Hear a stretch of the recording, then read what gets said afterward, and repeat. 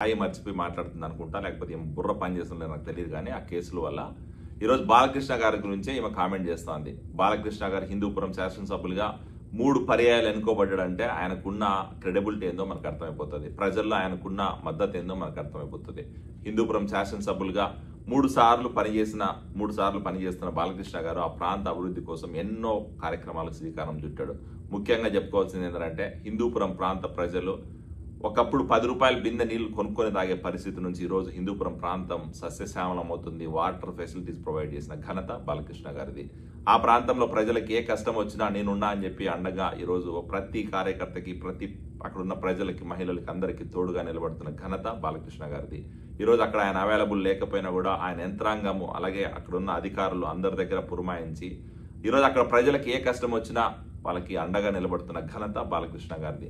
ఈరోజు ఎన్టీఆర్ ట్రస్ట్ ద్వారా, బసవతారకం హాస్పిటల్ ద్వారా, లేకపోతే ఆయనకున్న సినిమా సర్కిల్ ద్వారా ఈరోజు హిందూపురం ప్రజల కోసం ఎన్నో మంచి కార్యక్రమాలకు శ్రీకారం చుట్టాడు. కాబట్టే ప్రజలు విశ్వసించి ఆయన 3 సార్లు ఎమ్మెల్యేగా ఎన్నుకోబడ్డాడు. ఆ ప్రాంతం నుంచి ఈమెకు ఒక బేసిక్ అవగాహన లేదు.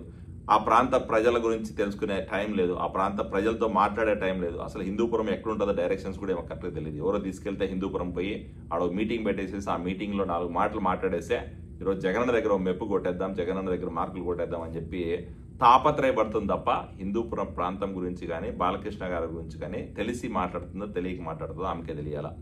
ఇదే శ్యామల బాలకృష్ణ గారి ఇంటర్వ్యూ కోసం ఎన్నిసార్లు కాల్ సీట్లు అడిగిందో, ఎన్నిసార్లు ఆయన కాలు పట్టుకుందో ఆమెకే తెలియాల.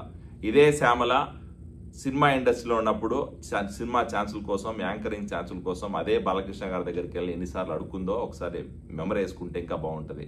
నీ స్థాయి మర్చిపోయి మాట్లాడుతున్నావు, అది గుర్తుపెట్టుకో శ్యామల.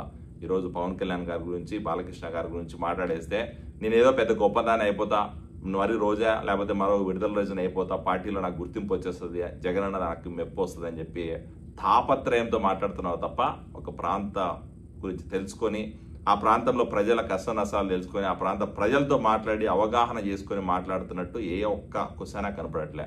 ఈరోజు బాలకృష్ణ గారి మీద కామెంట్ చేస్తావు, పవన్ కళ్యాణ్ గారి మీద కామెంట్ చేస్తావు, ప్రభుత్వం మీద కామెంట్ చేస్తావు, ఏం మాట్లాడతావో నీకే తెలియదు. అసలు హిందూపురంలో ప్రాంతం గురించి కానీ, ఆంధ్రప్రదేశ్లో జరుగుతున్న అభివృద్ధి సంక్షేమం గురించి కానీ, లేకపోతే ఈరోజు చంద్రబాబు నాయుడు గారు చేస్తున్న పనితీరు గురించి కానీ, పవన్ కళ్యాణ్ గారు చేస్తున్న పనుల గురించి కానీ తెలుసుకోకుండా మాట్లాడావంటే మాత్రం రాబోయే రోజుల్లో నీకు గట్టిగా కొనుక్కోవడం చెప్పాల్సి వస్తుంది. ఒక మహిళని ఇంతకంటే కించపరిచి మాట్లాడడం మా వల్ల కాదు, కించపరచాల్సిన అవసరం కూడా మాకు లేదు. కాబట్టి మేము డైరెక్ట్గా చెప్తున్నాం, నీకు ఏదైనా మాట్లాడాలంటే మాట్లాడుకో. మీ నాయకుడు మెప్పు కోసం మా నాయకుల మీద లేనిపోని బురద జల్లే ప్రయత్నం చేసావంటే మాత్రం బరాబర్ మేము కూడా మాట్లాడతాం. రాబోయే రోజుల్లో ఖచ్చితంగా నీకు కూడా అటాక్ చేస్తాం.